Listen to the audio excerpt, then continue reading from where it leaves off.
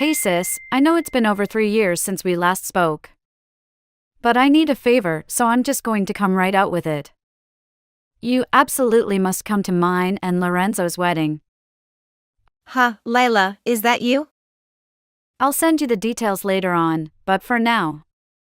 It's going to be held at the Velvet Unicorn Hotel in Washington. I don't know your address, so just think of these messages as your wedding invite, okay? What then? Why the heck would I come to your wedding, Layla?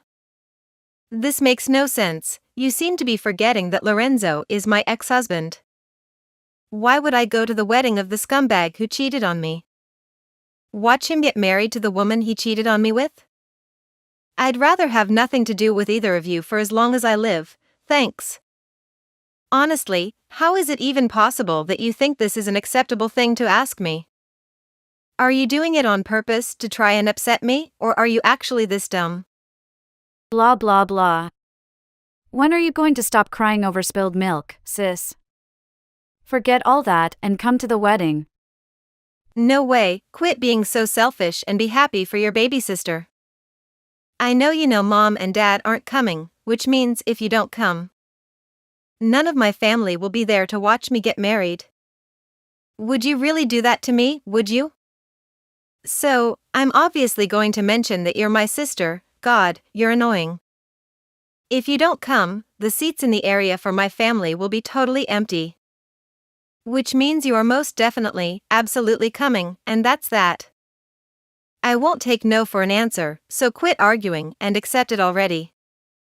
Why am I only part of your family when it suits you, Toddles? I see you're just as stubborn and arrogant as ever. I'd have to be out of my mind to go to your wedding. June, what are you doing? Where are you? Hurry up and get your ass to the wedding. Lorenzo and I were struggling to get enough family members to come as it is. The last thing we need is you going all no-show on us at the last minute. People are going to think both of our families hate us. If you don't come and fill the seat we prepared for you. Look, sis, I'm serious, you have to come, hurry up and get to this hotel. Hey, I can see you read my message. Oh hey, Lorenzo, it's been a while, I'm pleased to see you didn't block me. I know I might be your ex-husband, but that would just be childish. Actually, I did have you blocked until Lila started harping on me about how I had to attend your guy's wedding. I had a feeling you might try reaching out to me, so I unblocked you just in case. I could have just blocked you both, but I figured if I did that, she might start bugging my friends to try and track down my address. I can assure you I'll be blocking you again as soon as I determine your insane fiancé poses no threat of causing a nuisance to my friends. Don't be ridiculous, anyway, forget that crap. All that matters is that we can message each other. Did you want something? Do I seriously have to spell it out? I think you know why I am here. Lila and I are getting married today. We prepared you a seat in the family area. So, if you don't come and fill it, we're going to look stupid. This isn't the time for messing around, okay? June, you owe this to your baby sister. I get that you're probably still not over me and that every day without me in your life must be a struggle. But that doesn't mean your baby sister deserves to get married without a single family member there to see it. Surely you can forget your petty jealousy and quit holding a grudge for just one day. This is supposed to be the happiest day of your sister's life, damn it. 2 corrections, huh? Firstly, the idea that I'm still not over you are one of the most ridiculous things I've ever heard. Far from every day without you being a struggle. I feel blessed that you're no longer a part of my life and honestly felt like vomiting when I saw you pop up in my inbox. Secondly, my sister only has herself to blame for the fact I have no interest in being there for her wedding. Why would you ask me to come and play happy families after what you did to me? She and I are essentially strangers now. So, I'd be nothing more than an actress and an unpaid one at that.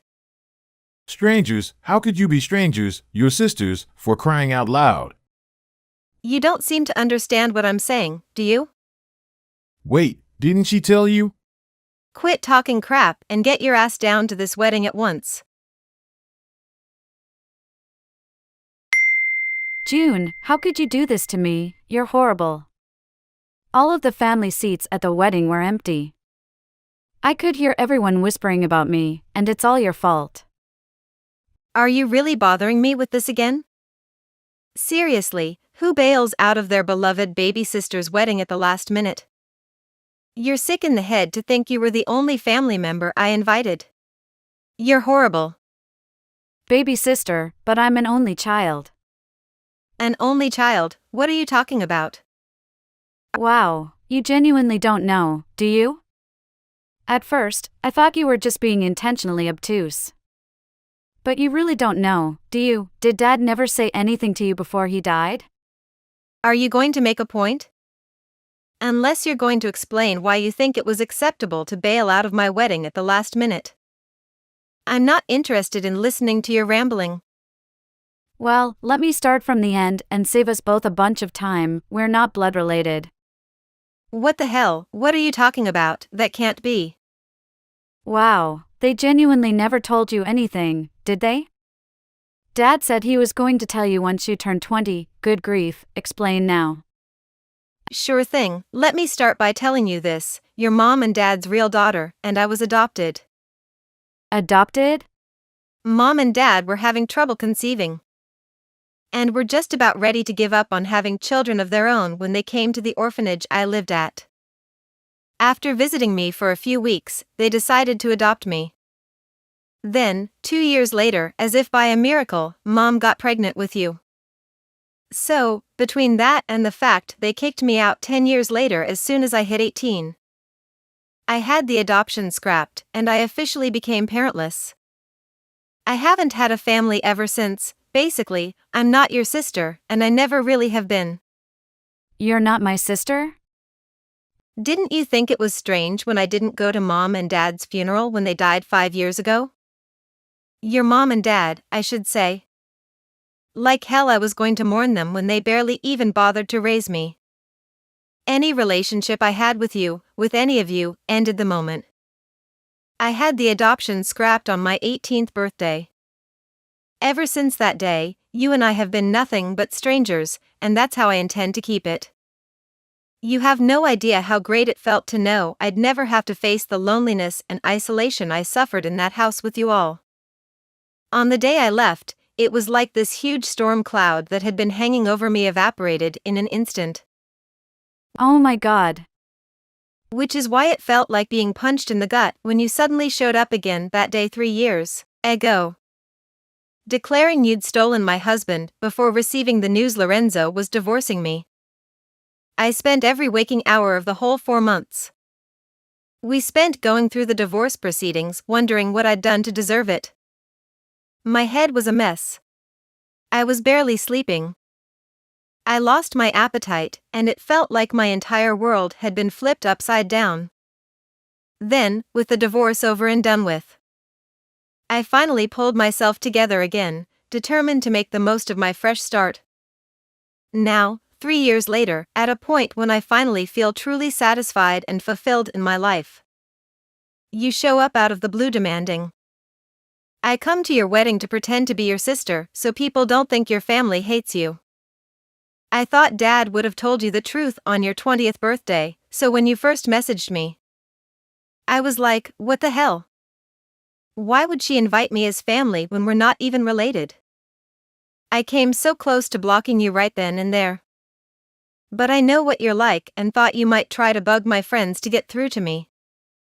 But I didn't know we weren't related by blood. I thought you were my real sister. Yes, it would appear so. I have no idea why Dad didn't tell you like he said he would, and I guess we'll never know now. Unfortunately, that meant I had no choice but to tell you the truth myself. He's still causing me hassle from beyond the grave, huh? It's kind of ironic when you think about it. I can't blame you for not knowing, and I don't hold that part against you. But I hope you understand this means that you and I are done once and for all, Lila. So, if we're not blood related, right? Your mom and dad were both only children, and none of your aunts and uncles are with us anymore.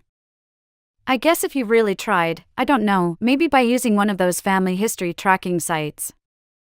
Something, you could probably find a distant relative. But you'd still be total strangers. I doubt they'd go out of their way to come to your wedding on such short notice just to fill a freaking seat. Oh my God, you're right, I have no one. There isn't a soul left in the world I can call family. I have nothing further to say, we are done here, no. Goodbye. June, are you there? Where are you? I need to know where you are, like right now. Why are you messaging me again? Listen, Lorenzo and I got a divorce. Jesus, seriously, but it's barely been a week since you got married. I know that, but all that jerk was after my mom and dad's inheritance money all along. What? I don't know why, but he was convinced I inherited a bunch of money when they died 5 years back. It's like he had this wild idea stuck in his head. No matter how many times I tried to set the record straight, he just wouldn't let it go. It got so ridiculous, I thought he was joking.